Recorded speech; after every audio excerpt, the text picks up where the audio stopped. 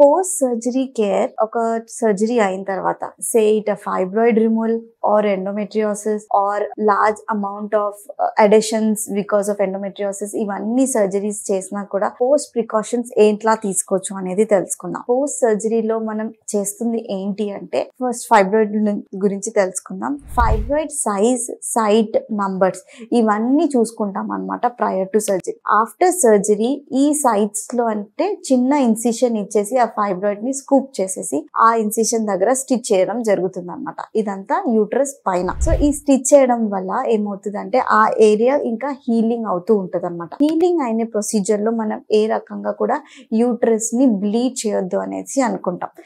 Bleed చేసినప్పుడు ఆ functioning వల్ల ఒక్కొక్కసారి ఈ సూచర్స్ అనేది ఇన్కంప్లీట్ గా హీల్ అయ్యే ఛాన్స్ ఉంటుంది అన్నమాట. So during the process of healing post surgery మనము సప్రెషన్ ఆఫ్ బ్లీడింగ్ అంటే వాళ్ళకి at least 1 month or 2 months bleeding అవ్వకుండా టాబ్లెట్స్ ఆర్ ఇంజెక్షన్స్ పెడతాం అనమాట. So that the healing is very good, everything is healed 100%.